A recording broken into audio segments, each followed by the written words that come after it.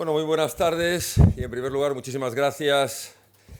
a la Escuela de Negocios de Deusto y por supuesto al Foro Empresarial Madrid por esta invitación que gustoso he aceptado, porque me parece que, primero, porque no hay que rechazar nunca ningún auditorio, sea amistoso como este o no lo sea, porque al final los que hemos decidido dar un paso en la política hemos venido a contar las cosas tal y como las vemos, sin ningún tipo de miedo, sin aceptar ningún tipo de discurso preestablecido y tampoco, por supuesto, cuando lo que tienes enfrente es el discurso de la tergiversación o directamente de la amenaza y del odio. Bueno, yo acabo de salir hace exactamente 10 minutos del Tribunal Supremo y es verdad, y aunque me voy a centrar brevemente para que luego todos ustedes puedan hacer las preguntas que crean conveniente, creo que es muy importante porque la cuestión que llevamos en el Tribunal Supremo, para los que lo estén siguiendo, que supongo son todos, no es un juicio más. Es decir, yo llevo 25 años de ejercicio profesional y considero que no ha habido ningún juicio más importante en mi vida y creo que no lo habrá nunca más. Porque aquí lo que se está debatiendo no es el interés particular, que es el que como abogado he tenido que defender en cada caso, sea particular de una persona física, de una persona jurídica, o cuando en algún caso he tenido que defender intereses colectivos. La realidad es que aquí la acusación popular de Vox, que nos gusta decir que es la acusación del pueblo español, está defendiendo lo que creemos que es básico para todos: la defensa del Estado de Derecho, la defensa de la legalidad, la defensa de las sentencias de los tribunales como parte de la división de poderes y, por tanto, la esencia del Poder Judicial en su independencia, pero sobre todo y por encima de todo, la defensa de la unidad nacional. Y dentro de ella, o derivada de esa unidad nacional, la defensa del Estado constitucional, que es la única garantía que tenemos de los derechos y las libertades de todos, al margen de las ideas políticas que podamos tener. Dicho lo cual, quisiera comenzar diciendo que en mi condición de secretario general de Vox, de diputado nacional ya en estos momentos electo por Madrid, y especialmente, y es el motivo de esta charla, como candidato a la alcaldía de Madrid, yo quisiera en esta tarde dejar claras las líneas maestras de cuáles entendemos que deben ser las actuaciones prioritarias si tengo el honor de ser elegido el nuevo alcalde de Madrid, para lo que me postulo con toda la fuerza, con toda la decisión y con toda la responsabilidad que ello significa. En primer lugar, entendemos desde la candidatura que tengo el honor de encabezar que el equipo con el que formamos esa candidatura es, sin lugar a dudas, de los equipos mejor preparados. Y esto no lo digo yo, porque supongo que pensarán, esto lo dirán todos sus candidatos. Es que esto me lo han dicho off the record otras candidaturas. Te has llevado a lo mejor que teníamos. Tienes a las personas más preparadas en materia de urbanismo, en materia de movilidad, en materia de medio ambiente, en materia de seguridad ciudadana, en materia de organización de la administración local, en materia de la reducción del gasto y la eficiencia en el gasto. Y este equipo, que no ha sido fácil, porque hemos estado varios meses tentando a determinadas personas para que salieran del ámbito privado, del ámbito público, y que se sumaran a esta candidatura, con lo que significa muchas veces de señalamiento y de estigmatización para quienes vienen especialmente del ámbito privado, pues lo han hecho por un principio de responsabilidad y yo digo además un principio de patriotismo. ¿Qué es lo que queremos para Madrid? Pues la línea de Madrid se basa en tres ideas globales. La primera, la libertad. Y esto no debería ser necesario tener que defenderlo, pero es que en la España actual defender la libertad en su concepto más amplio es una absoluta necesidad, es una prioridad, aún digo más, es de extrema urgencia. Libertad económica para poder desarrollar nuestros negocios sin que tengamos que estar permanentemente o bien tutelados, o bien dirigidos, o bien impedidos en esa libertad de desarrollar los negocios en la capital de España. Libertad también de opinión política, porque aquí resulta que si no opinas igual que quienes en cada momento dirigen la administración local, pues estás excluido, por ejemplo, en el ámbito de la cultura, por ejemplo, en el ámbito de las iniciativas. Si no eres de la cuerda Y me da igual si la cuerda es azul, si la cuerda es naranja, si es roja o morada. Lo que no va a haber nunca es una cuerda verde. Yo esto se lo voy diciendo a todo el mundo que se acerca a entender nuestras propuestas y que viene muy interesado a decirnos cuántas cosas habría que hacer en el Ayuntamiento de Madrid. Y siempre les decimos, vamos a hacer lo que sea necesario para los madrileños, no lo que pueda gustarnos más o menos a los de Vox, que puede no coincidir con el interés general de los madrileños. Hablamos de una libertad de movimientos, algo que también parece obvio, pero es que en la capital de España ya no es posible moverte libremente. No es posible, porque se han dedicado a establecer barreras físicas, barreras legales. El famoso Madrid Central, que es una auténtica barbaridad, que por cierto yo siempre recuerdo que lo iniciaron los proyectos en la época de Alberto Ruiz Gallardón, siguió Ana Botella y lo recogió con mucho cariño Carmena, la actual alcaldesa. Hablamos de libertad, pero también hablamos de seguridad. La seguridad jurídica en Madrid es una necesidad apremiante. Cuando entramos en una administración, les habrá pasado a todos ustedes, parece que tenemos que estar sorteando un recoveco en el cual podamos lograr nuestro objetivo, bien sea la apertura de un local, bien sea la tramitación de una licencia de obra, bien sea la petición de cualquier derecho en la ley, tenemos que estar sorteando a ver si tenemos suerte de conseguirlo. Es decir, el ayuntamiento no nos garantiza esa libertad y esa seguridad jurídica que debería darle una administración. Y no les digo nada a los que hayan tenido la desgracia, que yo profesionalmente he tenido que hacerlo muchas veces, que tener que exigir evidencias y realidades, reclamaciones, por ejemplo, de pagos que tiene que hacer la administración local, es un auténtico infierno, ¿no? Es decir, es el no de entrada, recurra usted, no, vuelva a recurrir, piérdase usted en los tribunales, pierda usted mucho tiempo y a lo mejor cuando consigues esa sentencia favorable ya no tiene razón de ser porque el interés que estabas defendiendo ha perdido su razón de ser. Pero hablamos de la seguridad en las calles, también muy importante. Hay barrios que directamente empieza a ser una aventura el poder desarrollar un paseo simplemente a determinadas horas, porque están tomados por bandas de Latin Kid, están tomadas por inmigración ilegal. Hablamos seguridad, por ejemplo, en la defensa de la propiedad. ¿Cómo puede ser que el Ayuntamiento de Madrid aplauda la ilegalidad? Aplauda la ilegalidad, por ejemplo, que aplauda las ocupaciones de viviendas, que aplauda a los manteros, que son fruto del tráfico de las personas, el tráfico de las mercancías ilegales y que se ponen a la puerta de los negocios que tienen que soportar una carga burocrática y una carga fiscal imposible para salir adelante y les están haciendo la competencia ilegal en la puerta y pasa la policía municipal y no puede levantar a esos manteros, detenerles y quitarles toda su carga porque tiene instrucciones de mirar para otro lado, que esas son las instrucciones del ayuntamiento. Hablamos también de una cuestión muy importante y es la disciplina en los presupuestos. Hemos tenido que soportar unos ayuntamientos en la época del Partido Popular, donde en el 2014 recordarán que se llegó a una de las cotas mayores de endeudamiento. Y esto es muy importante. Venía comentándolo antes de llegar aquí, que a nivel de todo el Estado, de toda la nación, en estos momentos, si yo les preguntara, seguro que muchos lo saben, pero ¿cuánto gastamos en defensa y en seguridad? Creo que algo muy importante para cualquier nación, pues la suma de la seguridad interior más la defensa suman un 7% de nuestro Producto Interior Bruto y la suma del pago de intereses un 7%. Es decir, la deuda pública se ha disparado, especialmente con los gobiernos del Partido Popular, de una manera completamente irresponsable. Nosotros defendemos unos presupuestos en base cero, unos presupuestos donde tendamos a gastar lo necesario y donde tendamos a equilibrar entre ingresos y gastos, de tal manera que no tengamos que estar pagando una deuda pública que creemos que puede evitarse. Es decir, una administración sensata, equilibrada, leal. Creemos que también es muy importante acometer un Madrid del mantenimiento y de la puesta a punto, el Madrid que se ha ido abandonando, ese Madrid que vemos todos los días,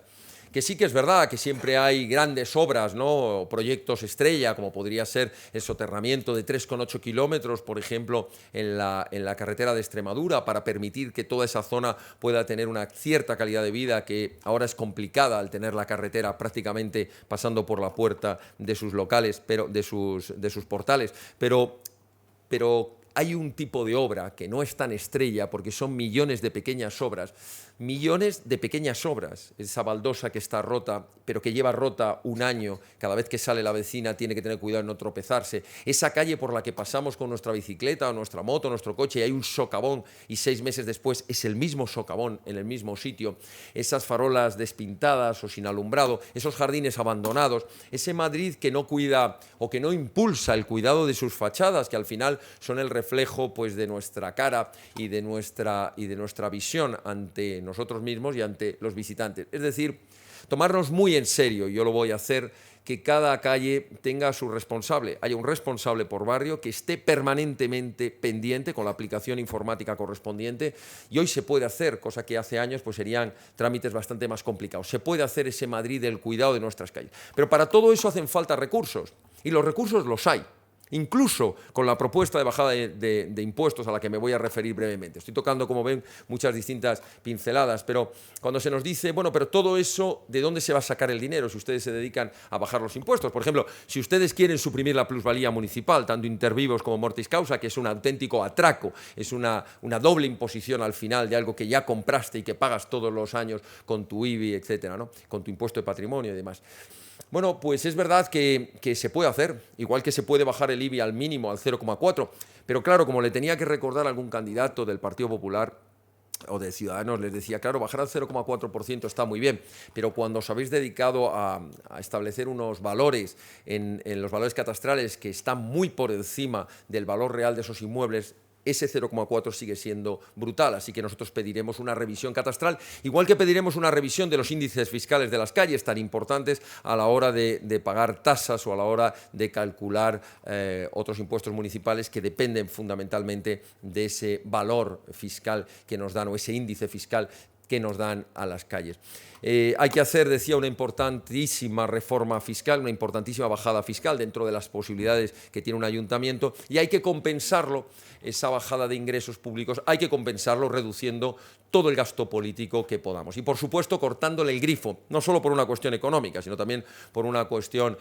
política, reduciéndole y cortándole todo el gasto a toda esa colección de chiringuitos, de asociaciones, de pseudoasociaciones de vecinos, digo lo de pseudo para que no haya ninguna duda, o de asociaciones vinculadas a los distintos lobbies, sea este el de la ideología de género, sea este el de la memoria histórica, sea el lobby marxista de no sé cuántos, o sea el lobby que sea, que viven del presupuesto municipal. Y no hay derecho a que eso sea así. Primero, porque es injusto, porque es sectario, porque es favorecer siempre a unos, los de tu cuerda,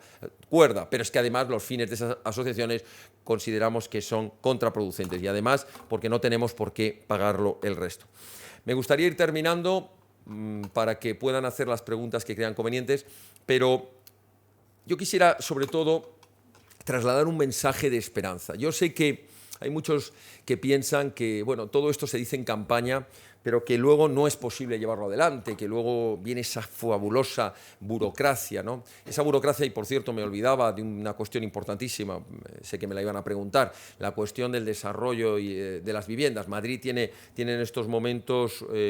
una fiscalidad muy alta, la más alta de toda España, 900 y pico euros al año por habitante, que si lo comparamos con 600 y pico, por ejemplo, de Barcelona, o la media nacional de 500, es una presión alta. Pero Madrid tiene también un déficit de vivienda que hace que la vivienda se encarezca. Al final, esa reducción en la oferta, como ocurre en todos los mercados, hace que la demanda superior haga que se eleven los precios, que haya especulación.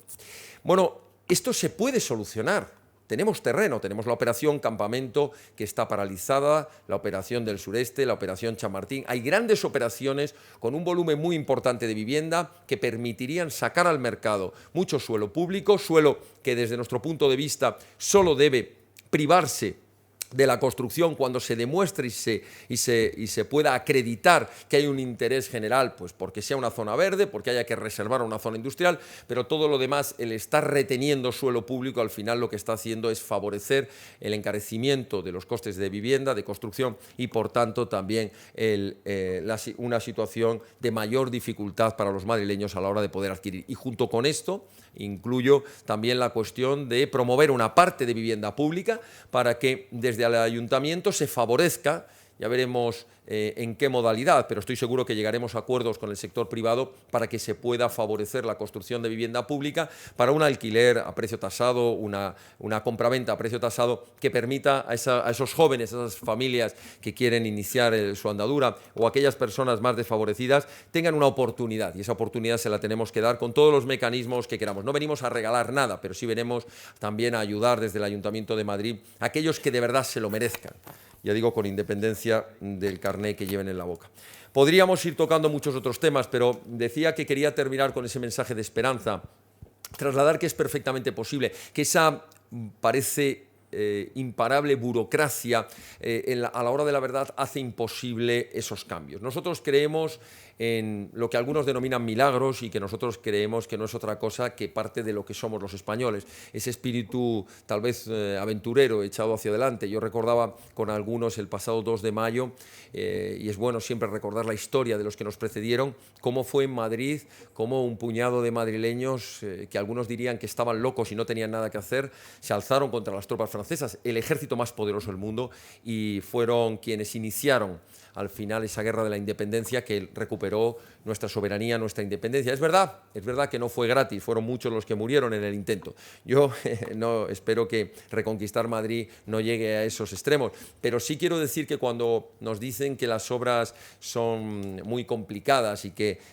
eso es imposible y recuperar Madrid un pequeño partido, también les recuerdo que cuando tres abogados en una tarde de enero del 2017 decidimos que no íbamos a aceptar impasibles que se diera un golpe de Estado y decidimos interponer la primera querella que se turnó al juzgado de instrucción número 13.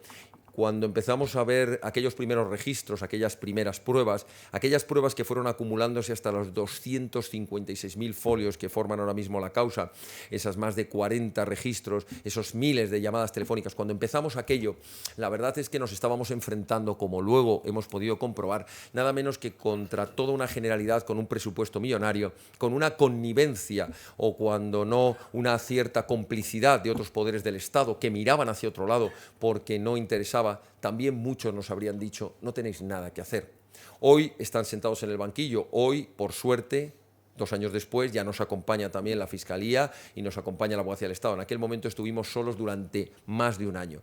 Y quiero decir con esto que no hay nada imposible, lo único que hay imposible es aquello que de verdad no se intenta, y nosotros tenemos la decidida voluntad de cambiar Madrid de arriba abajo y que cuando hayamos puesto en marcha toda esa transformación seamos el ejemplo de muchísimas otras ciudades y pueblos de España que digan, si Madrid pudo hacerlo, siendo una gran ciudad con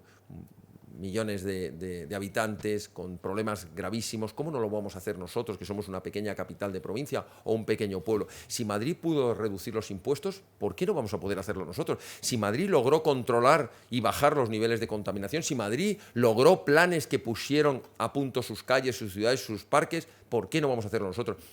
Nos gustaría ser el ejemplo de que es posible una administración eficaz, una administración solvente y una administración puesta de verdad al servicio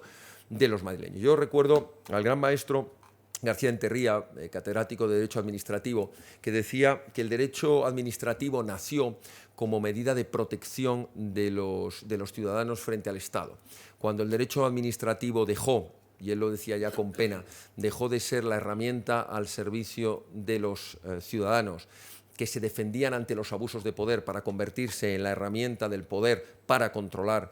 aunque sea con la ley, que es a veces más peligroso, a los ciudadanos, en ese momento perdió su razón de ser. Bueno, pues nosotros decimos lo mismo de cara al ayuntamiento, cuando la administración local que gestiona intereses y patrimonio ajeno